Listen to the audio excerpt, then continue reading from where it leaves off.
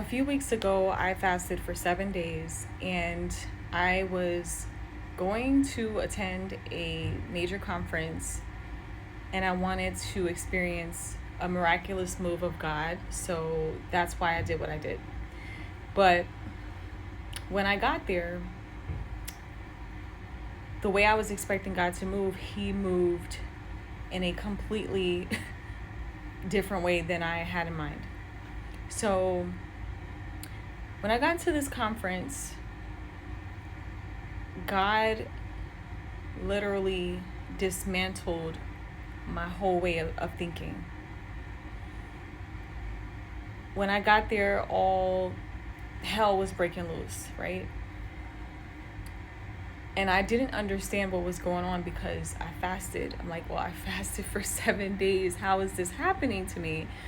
But what I was perceiving as spiritual warfare was literally God answering my prayers and showing me things, right? Because when we pray and we ask God to show us things, or when we fast, He's going to move things in His spirit.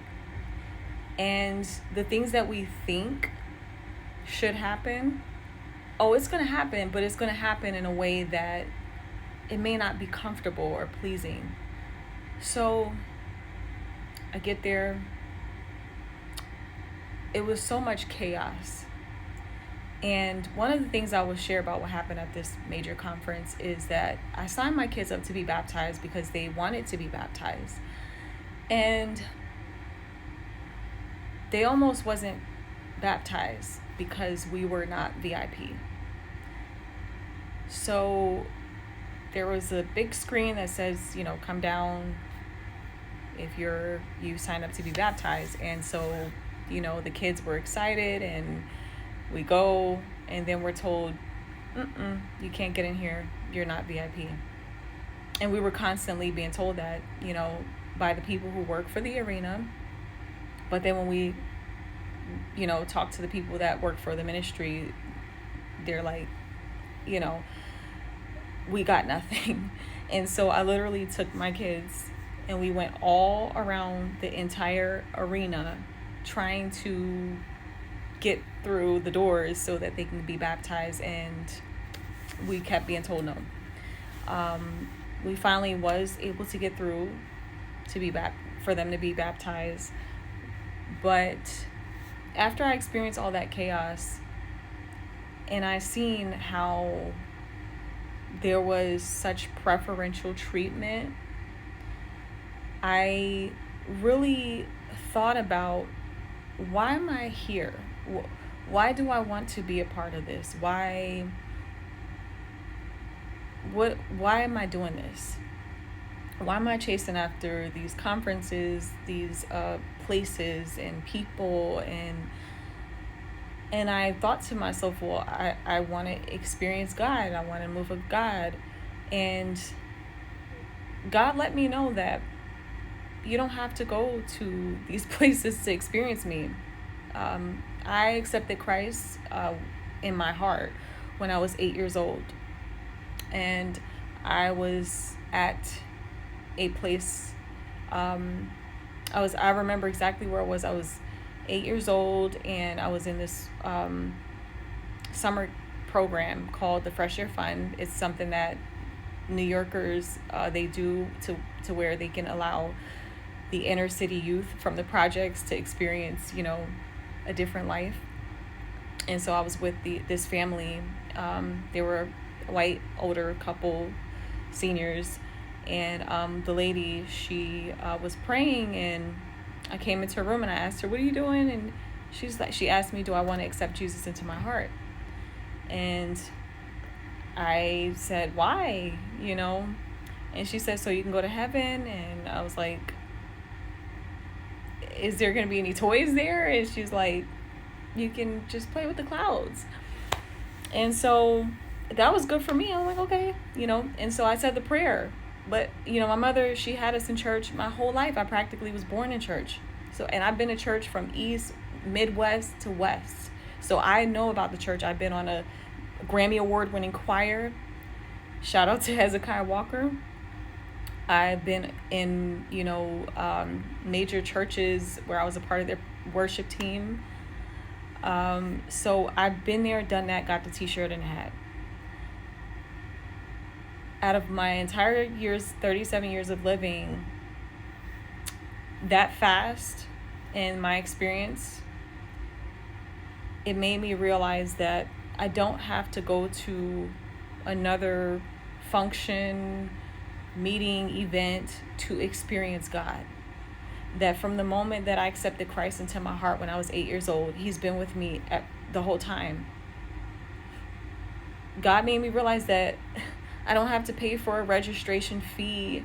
I don't have to be in VIP. I don't have to go to another conference, another building, chase after people for me to experience God. In fact, I've experienced God more in the privacy of my own home than I have at these functions and meetings. And a lot of these are getting away from what God intended for it to be. I'm sure there's people that are experiencing God because I've had my experiences. But God made me realize that my experience that I had with a conference or a person, it was Him. It was never about the conference. It was never about the person. It was always about God.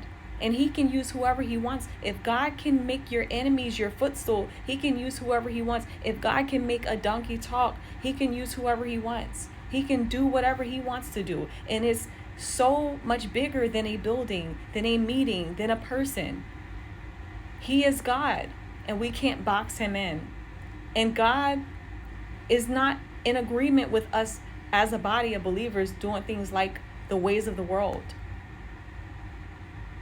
Why is there a VIP section? Do we understand what the meaning of VIP is? It's very important person, and no one is more important than God. There's no one more important than Christ, than Yeshua. There's no one more important than Him. Even Himself, He did not come acting like royalty. He came humble. And He is the King of Kings and the Lord of Lords. And even He humbled Himself. Even He washed people's feet. I remember back in the day, they used to do foot washings, and that was a part of like communion. They don't even do that no more. People are too good for that, especially the church, ironically. But God was also giving me the revelation about partiality, the sin of partiality. See, a lot of times people are quick to point fingers at other people in the world for the things that they are doing that's sinful. But people forget about the sin of partiality. I remember years and years ago, I was watching this woman's testimony of how she died and she went to hell and heaven. She couldn't even speak English. This woman was Hispanic from another country somewhere. And she said that when she had her experience of going to hell, that the main people that she saw was pastors. And she asked Christ, she inquired of the Lord, why are these pastors here? And He responded, because of the sin of partiality. What is partiality? Partiality is showing favoritism towards people based off of money, status, power, whatever. And we have to be very careful as a body of believers that we're not moving like the world. God's standard is right. We don't have to compromise. We don't have to try to go on the world's level to, get people in. No, His standard is right. His ways are right. People need to come up higher. And unfortunately, the state of the church, we're trying to be like the world so much. And God is not in agreement with that. And that was the major revelation that God revealed to me in these past few weeks.